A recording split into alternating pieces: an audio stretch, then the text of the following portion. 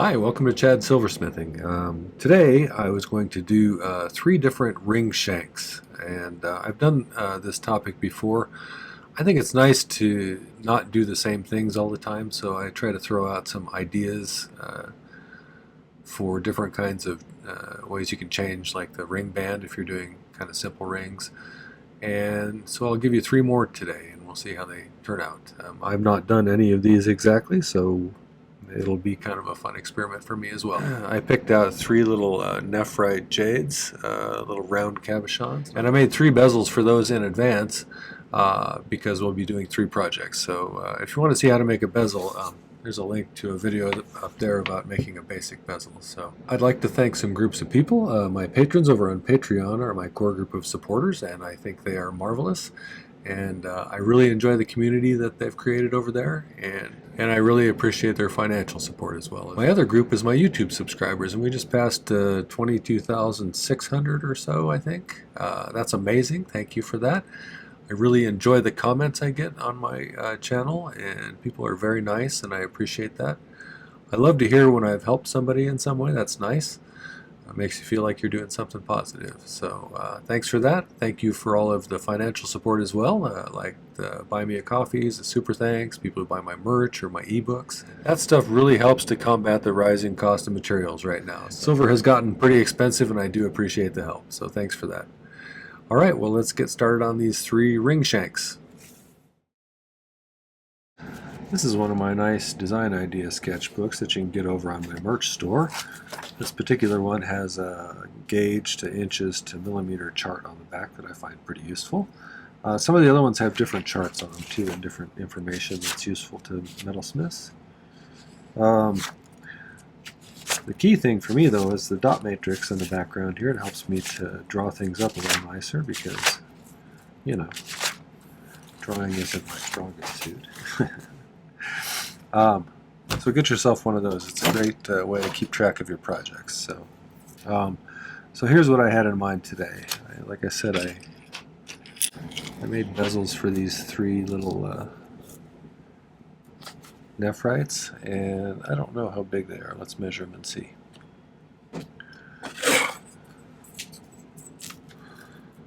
So they're about 5 millimeters, and like I said, I pre-made the bezels. So one there, and one there. And that's my plan for ring shanks today. So this one I think is going to be just a big loop, and we'll I think you could just overlap them like that when you bring them back around. But I think what I'm going to do is I'm going to actually cut it out so they are soldered right here as well. I think that might make it look a little cooler and neater. But we'll see. I'm not sure what we should. It kind of looks like an eyeball from the side, so maybe we should call this an eyeball ring shank.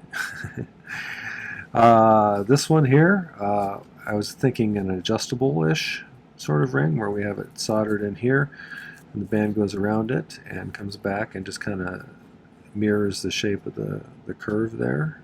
And so you could open it up or give it a little adjustability. And then this one a little bit more complex, where I do kind of a simulated sort of braid in the middle. I might flatten that out, I haven't decided yet. And then solder it between some 14 gauge round wires. So, and that'll be probably 18 gauge round. 18 is 1 millimeter, 14 is 1.6, I think. I think that's all. For the bezels I used 26 gauge sheet, which is 0.41 millimeters, and 26 gauge fine silver bezel strip. I cut it down from 3/16 of an inch, which is 4.76 millimeters. So these are significantly shorter, and I may file them a little bit shorter too when we get to the end. But focus here though really is on the shanks, and let's see if we can figure out how to make these. Sometimes I draw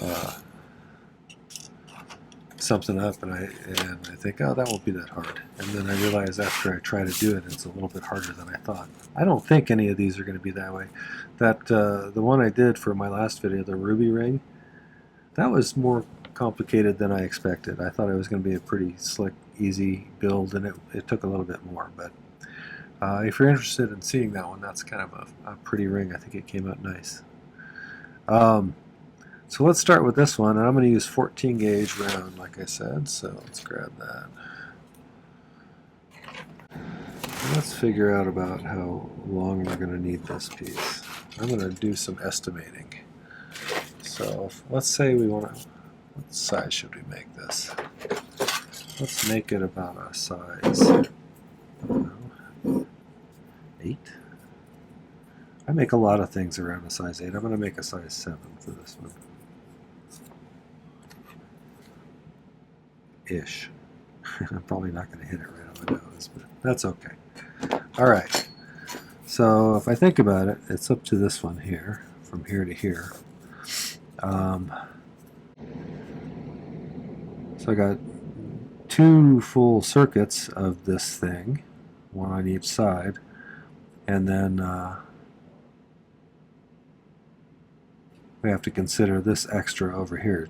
So I'm guessing let's go twice this plus an additional, I don't know, 2.5 centimeters or an inch.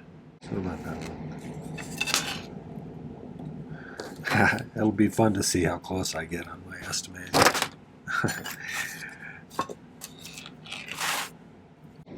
So let's solder this closed, and then we'll make it into kind of a elongated loop, and we'll try and get that taper to go in, and then we'll wrap it around the mandrel and see how it looks, and see what size it came out to be.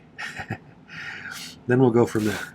Alright, so if you haven't been to my channel before, I use hard silver sheet solder for most things. So it's like this. Oh, this is kind of a little piece.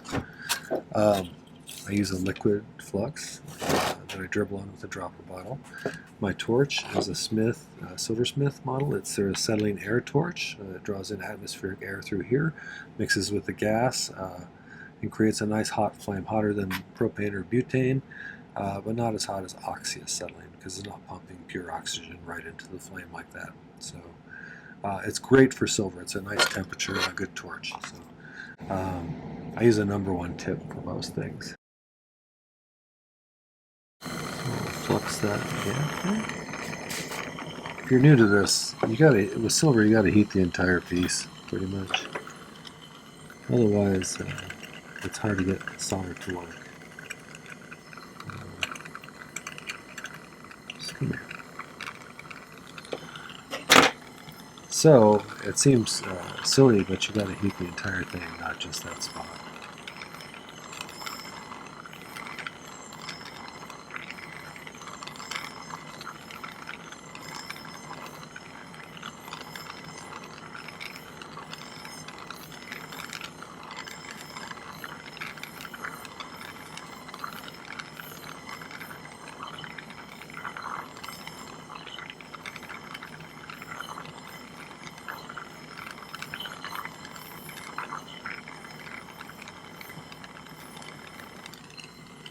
Okay, I think I'm just going to kind of put that solder joint off in the middle somewhere.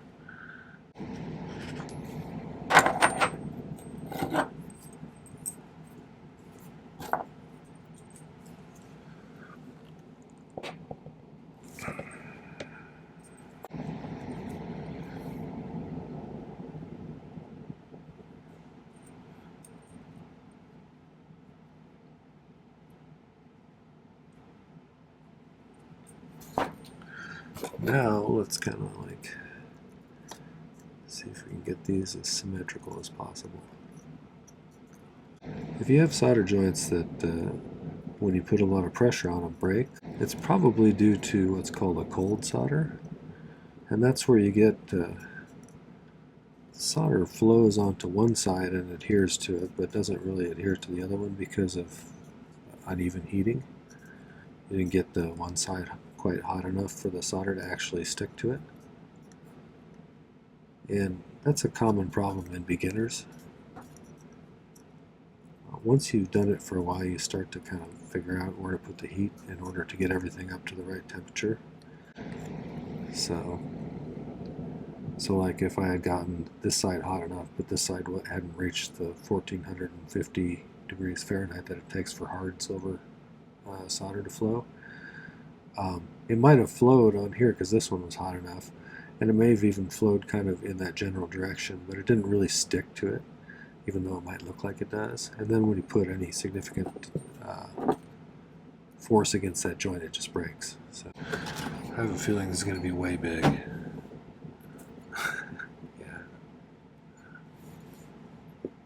Yeah. Okay, so my math skills aren't my best skills. We'll just have to cut some out of it.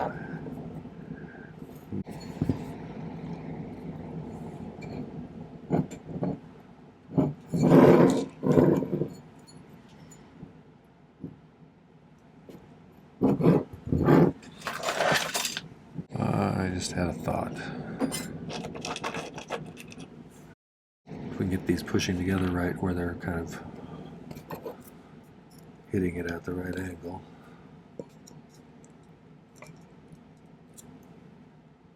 Like that. And then rather than trying to figure out how to cut it, we'll just get this soldered on first. So it's at the base of each of those.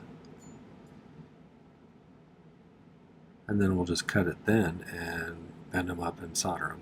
So we'll have to remove a little piece in the middle, but that'll make it much more symmetrical, I think. After we get it all soldered up here, we can just size it down. That's pretty good. So I'm going to do something called pick soldering, where I pick up a little bit of solder on a tungsten pick like this, and then heat the piece to the soldering temperature, and then I'll just touch it where I want it to go, and in theory, it jumps on there. So the trick to doing it is you have to have it right up to that soldering temperature, which in this case is about 1450. I think it was 7 something in Celsius. I don't remember exactly. I apologize. Okay. One thing about using a third hand is it soaks up a lot of heat. It sometimes can make it harder to get things to reach the soldering temperature. I'm also a little low on gas here, so I may need to, if this doesn't work out very well, I may need to put a new tank on.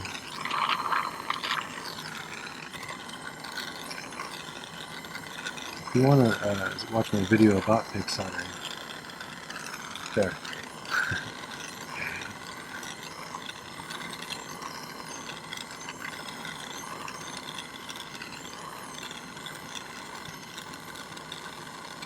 Now when you're making this, don't make it as gigantic as I did.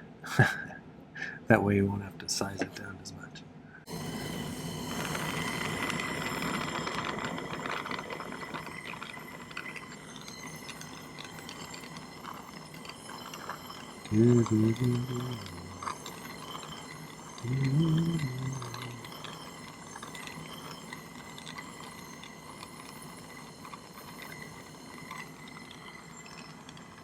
Okay, so I think what we should do on this one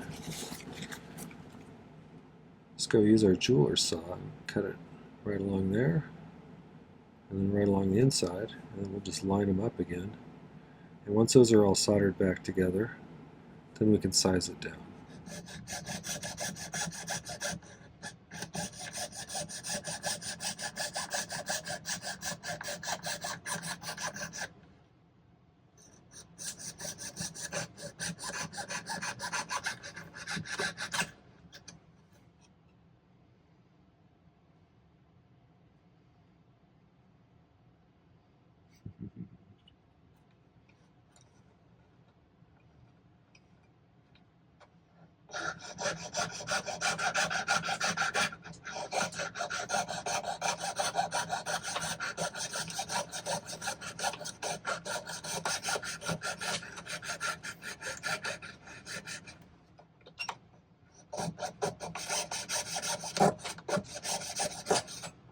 I'm just going to use my wire cutters to cut the inside ones. And then we'll just file them up a little bit and we'll resolder them. So let's go back there and do that. So I think we can probably just kind of get in there like that.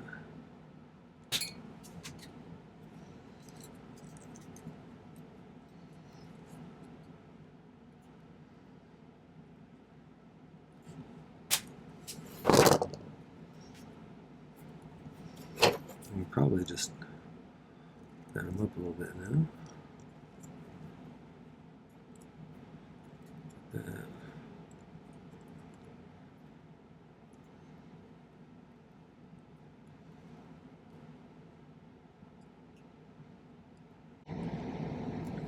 That looks pretty good. Okay, you could just lay some pieces of solder up there probably, but I'm going to do the pick thing again. This allows me kind of precise placement.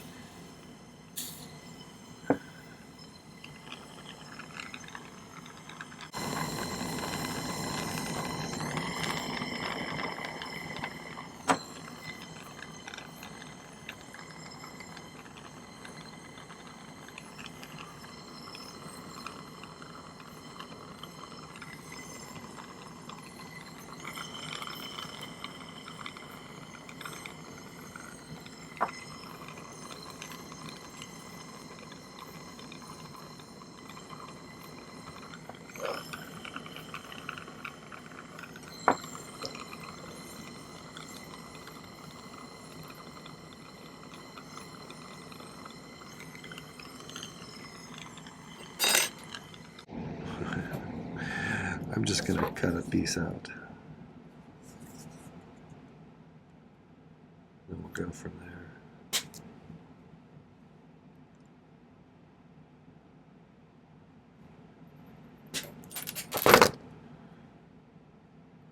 I think I'll just overlap them on the ring mandrel. We're shooting for like a size 7 maybe.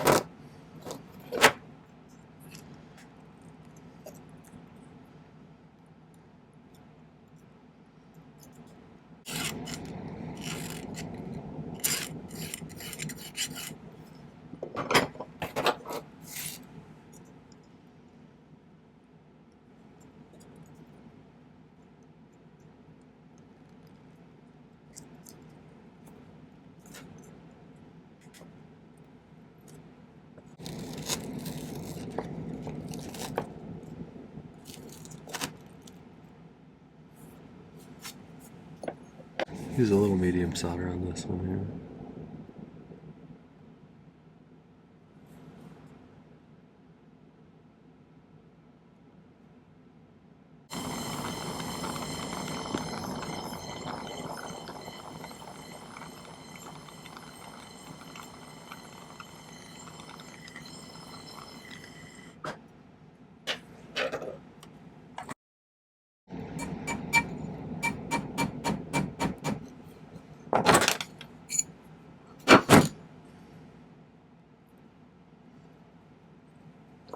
So I thought on this one, I thought about soldering the bottoms together, but then I thought it was kind of a little unique if you didn't. You know, just to be different. So there's a ton of variations you could do to this, you know. You could add some decorations to the side or whatever, but just as a basic kind of shank, I kind of like that one. So I'm going to pickle that one and we'll move on to number 2. Okay, so for this one, it's just got to loop tightly around there and then go around, and then I think we need to solder in a curved piece. And I might use one of these little pieces that I just cut off, these, because that might just work perfect. If not, you could just, you know, hand make one. But let's, I think let's find I cut this about twice as long as the length I wanted the thing to be, because it's going to be doubled again, and added a little bit more. Again, very precise. Okay, so when I look at the width of this bezel, it's pretty close to this middle one here. Really close to, I think it's closest to this one here. So I'm going to use that one to shape it, but first let's find the center of this. I'm going to 2.5 somewhere in there. That should be pretty close.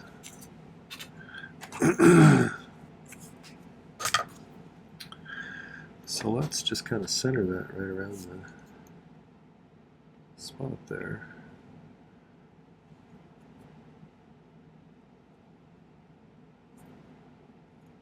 Must have been pretty close.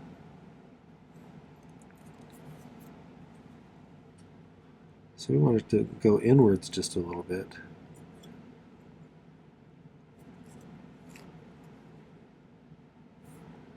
And then turn outwards so they have kind of a narrow together band, I think. So maybe if we go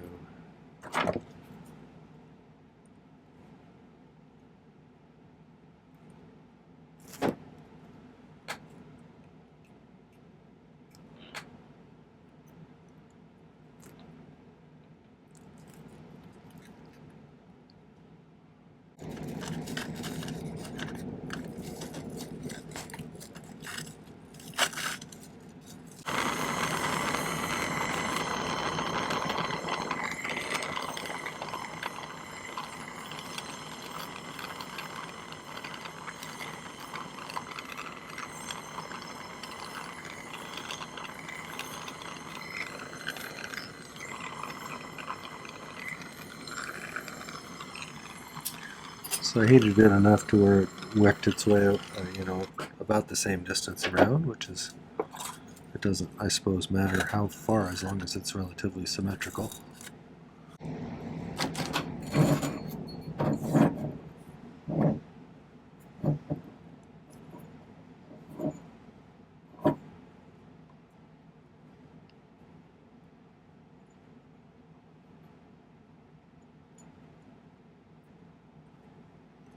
Okay. So if I want it to be kind of up close there, let's cut it off about there. And then we'll see how it looks if I round it out.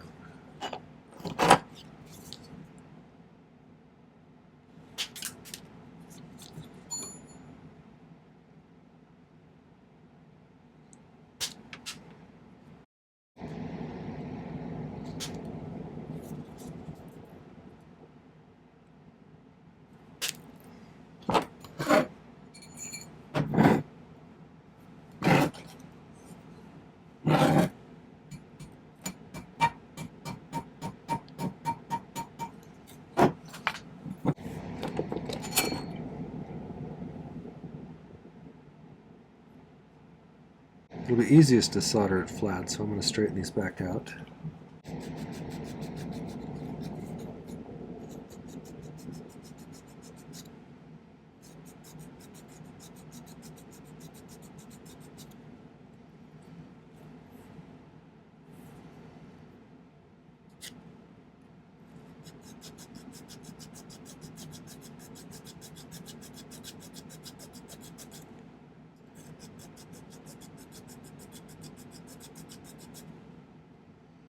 Alright, let's solder this on.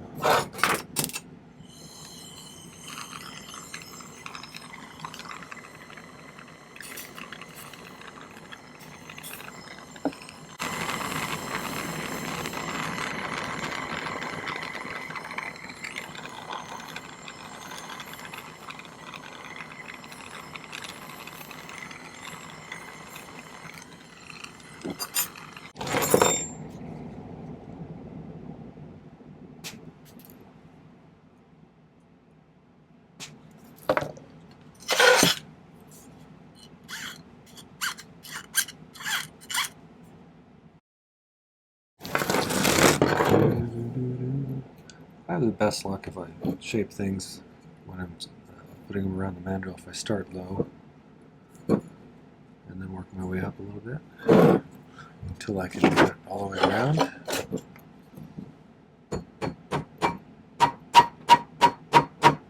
If I need to do any fine tuning to get this perfectly parallel, I can do that. I might mess it up when I'm polishing it anyway, so I may have to do some realigning, but overall I think that's okay. I like it. I could, if I ever needed to build up a lot of inventory of kind of smallish rings, you know, that are kind of not so much on the high end of things, but at a little bit lower price point, this kind of thing works pretty well, I think. Simple stuff that wouldn't take too long. You could probably come up with a process that made those pretty quick, you know, and do all different stones. I like that one. All right, so for the third one, I need to think about for a second. I need to make a little kind of 18 gauge crossover braid sort of thing. I'm trying to think of what's going to be the easiest way to do that. I think let's cut 2 pieces of 18 gauge round wire, solder the 2 ends together like that, and then we'll go from there. I think we'll be able to come up with a way to get those pretty symmetrical. So, and once we get them symmetrical, I think I'll probably solder them at each midpoint, and then maybe even pound them a little bit flat. Okay, so we'll just solder those together.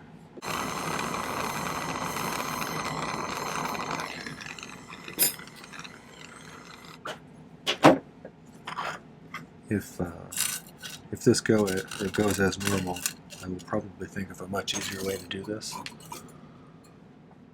about 2 hours after I finish the video. But sometimes, you know, experimenting and finding out that one way doesn't work as well leads you to find a better way. So, you know, it's a win-win.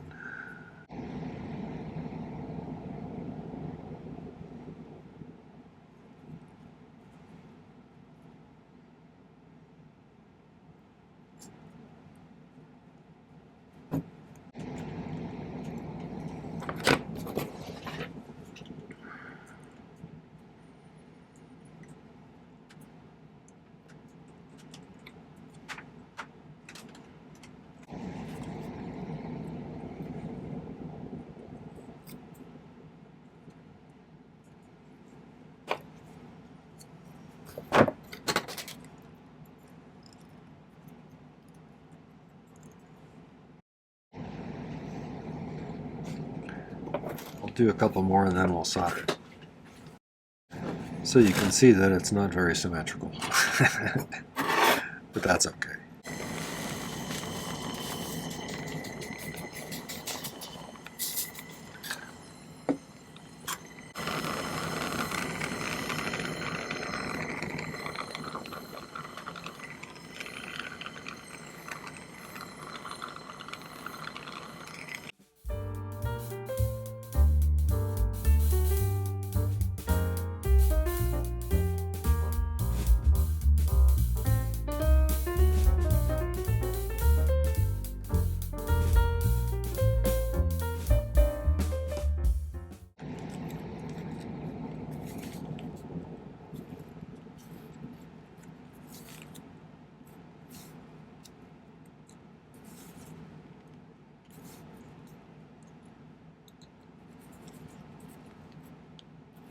It's interesting because the unevenness of my loops actually kind of makes a cool effect. So maybe I'll just go with that. But I need to flatten it out now. Let's see if we can just kind of get this a little more regular.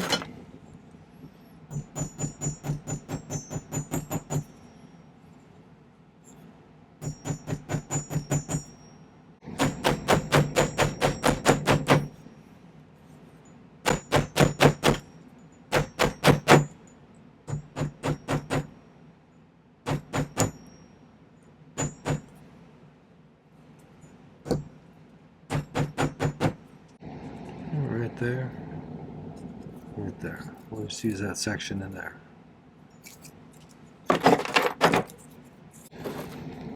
Need 2 pieces. A little bit longer than this.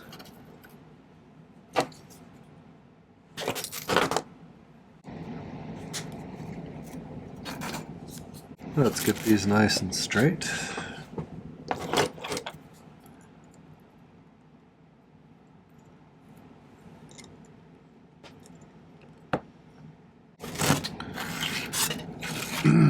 Okay, let's line these up.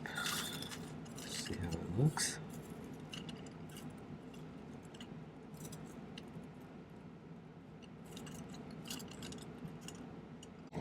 Okay, I'm going to cut a bunch of little tiny pieces. I'm going to try to see if I can maintain those spaces between the links. It'll look better if I can do that.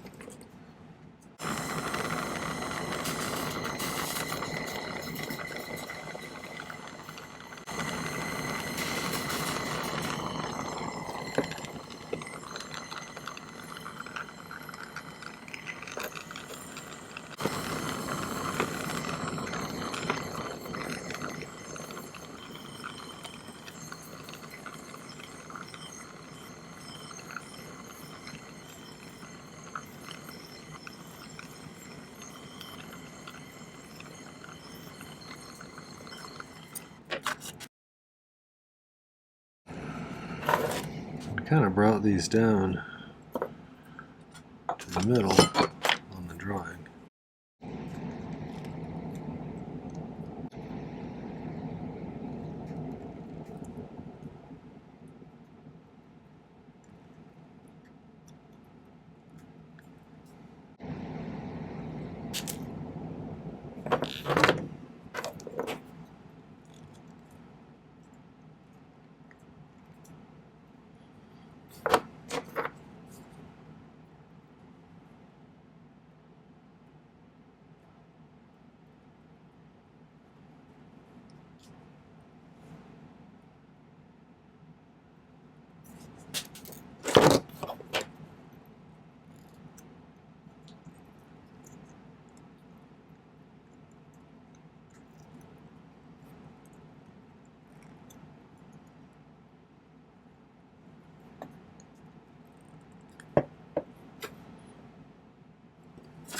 All right, let's solder those two together.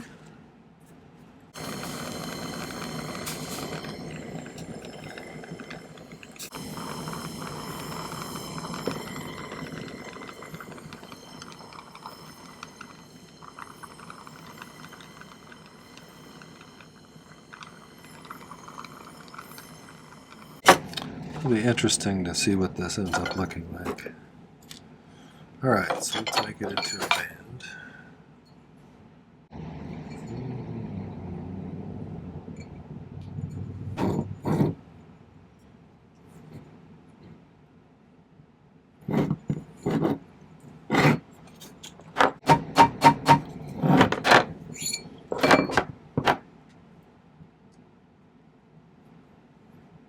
This ended up a little bigger than I anticipated. So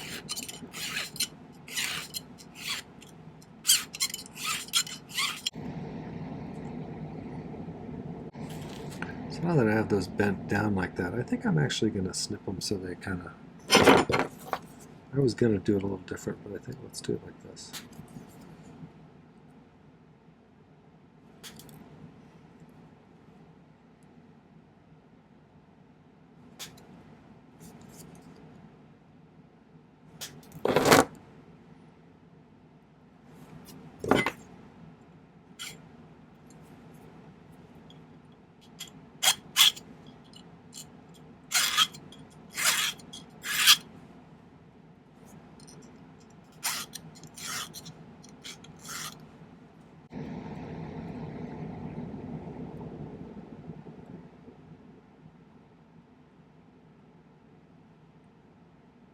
Let's do it like that and see how it looks. I think that's kind of cool looking.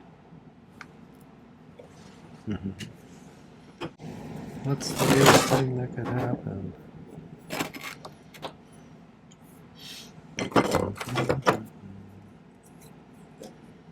I do want to kind of make sure that everything's lined up, you know, symmetrically.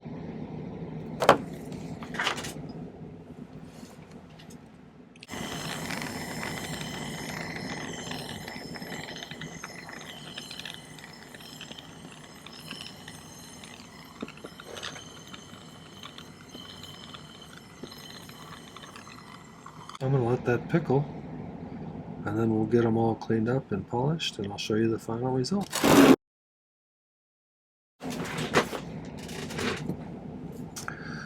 Okay, so here's the first one.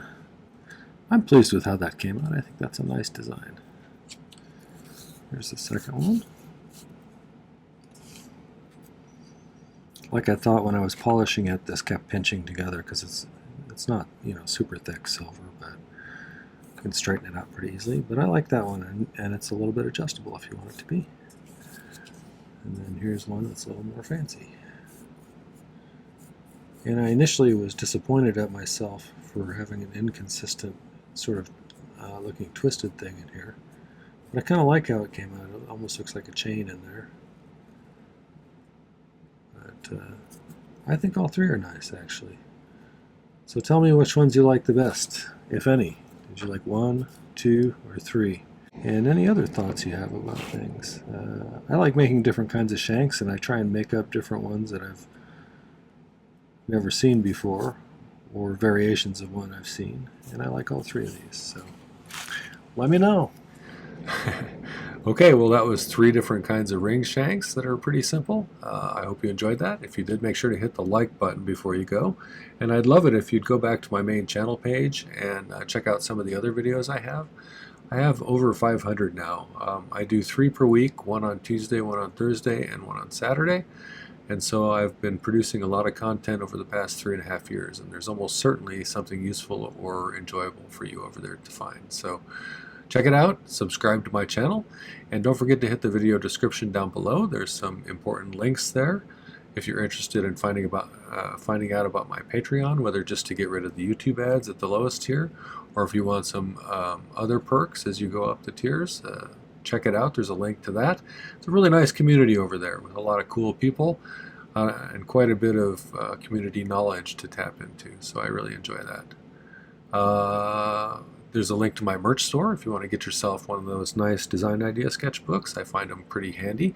I actually have some on the way, some new ones on the way that I ordered myself. So I look forward to seeing those in the next few days.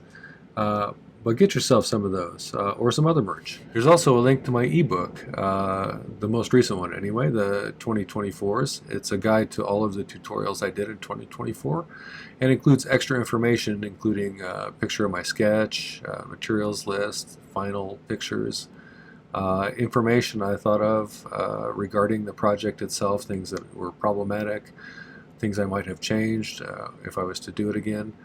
Things like that. So it's a useful tool with a lot of projects in it, right at your fingertips, and even has a link to all of the videos. So get yourself one of those. That helps me out, helps you out. It's a great deal. So, all right, well, thanks for coming today. Take care. Happy silversmithing.